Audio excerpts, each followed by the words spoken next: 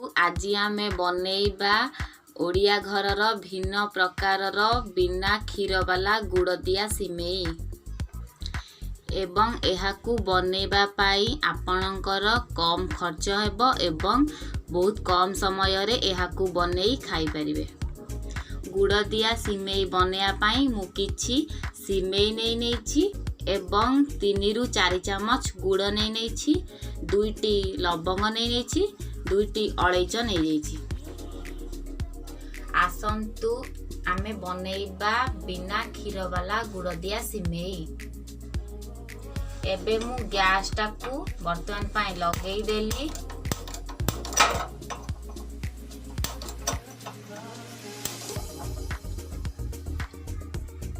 ଆମେ ଗ୍ୟାସ୍ ଟି ଲଗେଇ ନେଇଛନ୍ତି। ଏବେ ଆମେ କଢ଼େଇଟିକୁ ବସେଇ ନେବା।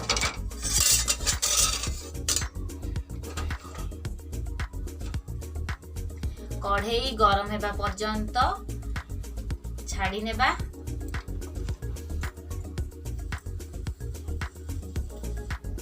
ଏବେ ଆମର କଢ଼େଇଟି ଗରମ ହେଇଗଲାଣି। ଏହା ପରେ ଆମେ କିଛି ରିଫାଇନ୍ କିମ୍ବା କିଛି ଘିଅ ବି ନେଇପାରିବା। ମୋ ପାଖରେ ଯେହେତୁ ଘିଅ ଅଛି ମୁଁ ଘିଅ ମଧ୍ୟ ୟୁଜ୍ କରୁଛି।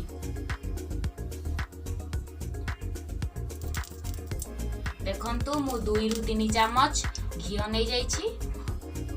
ଘିଅ ଗରମ ହେଲା ପର୍ଯ୍ୟନ୍ତ ଏହାକୁ ଆମେ ଛାଡ଼ିଦେବା।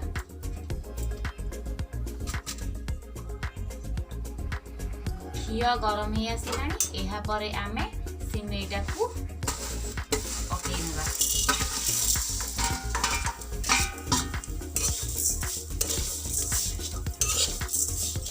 ସିମେଇକୁ ମୁଁ ପକେଇ ଦେଲି। ଏହାକୁ ଆମେ 2 ରୁ 3 ମିନିଟ୍ ଭାଜି ନେବା।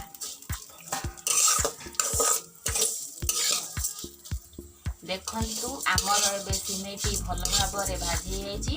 ଏବେ ସିମେଇଟାକୁ କାଢ଼ି ନେବା।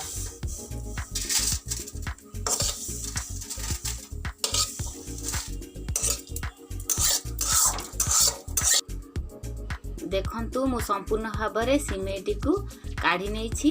ଏବେ ଆମେ କଢ଼େଇରେ କିଛି ଗୁଡ଼ ଆଡ୍ କରିନେବା।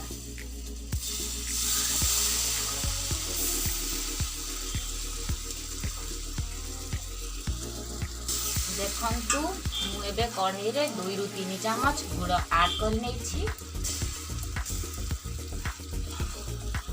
ଦେଖନ୍ତୁ ଆମର ଏବେ ଗୁଡ଼ଟି ସମ୍ପୂର୍ଣ୍ଣ ଭାବରେ ଗରମ ହୋଇଯାଇଛି।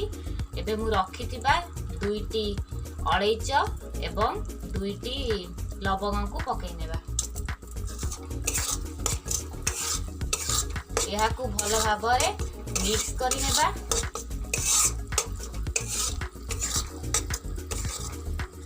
ଦେଖନ୍ତୁ ଏବେ ଆମର ଅଳେଇଚ, ଲବଙ୍ଗ ଏବଂ ଗୁଡ଼ ଭଲ ଭାବରେ ମିକ୍ସ ହୋଇଯାଇଛି। ଏବେ ଆମେ ଏଥିରେ କିଛି ପାଣି ଆଡ୍ କରିନେବା। ଦେଖନ୍ତୁ ମୁଁ ଏଥିରେ କିଛି ହାଲକା ପାଣି ନେଇ ନେଉଛି।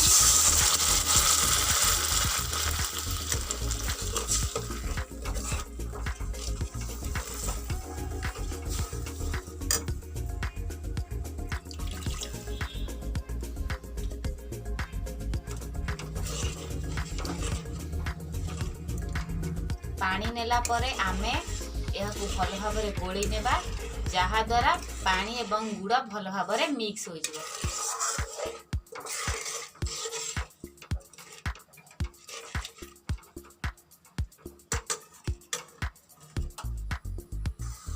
ଦେଖନ୍ତୁ ପାଣି ସହିତ ଗୁଡ଼ ଭଲ ଭାବରେ ମିକ୍ସ ହେଇଯାଇଛି। ଏବେ ମୁଁ ରଖିଥିବା ଭାଜିଥିବା ସିମେଇଟିକୁ ଭଲ ଭାବରେ ପକେଇ ନେବା।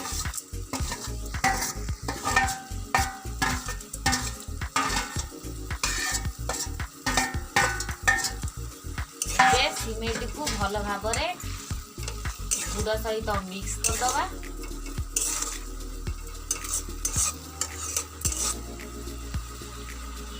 ଏବେ ଏହାକୁ 2 ରୁ 3 ମିନିଟ୍ ଘୋଡ଼େଇ ନେବା।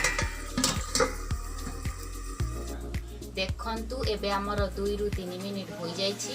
ଏବେ ଆମେ ଘୋଡ଼ାଟିକୁ କାଢ଼ି ନେବା।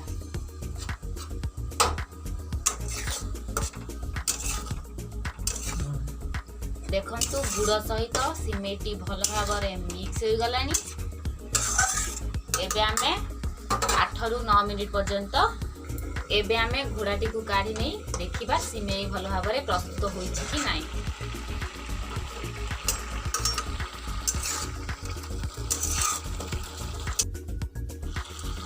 देखंतु एबे हमर सिमेईटी भल भाबरे प्रस्तुत होई जाइछि।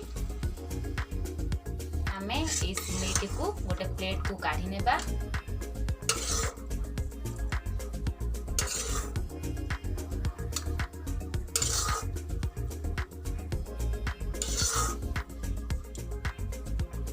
देखंतु आमर सिमेईटी केमिति देखा जाउछि एवं आपण बनांतु एवं आपणक प्रियजन को सर्व करंतु।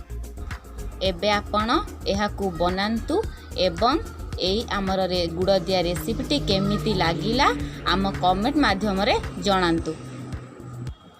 आमर चैनल को लाइक शेयर एंड सब्सक्राइब करिया पई जमा भी भूलंतु नाही। आगकू मध्य एमिति नुआ नुआ रेसिपी आम चैनल माध्यम रे शिखंतु रहिलु। जय जगन्नाथ।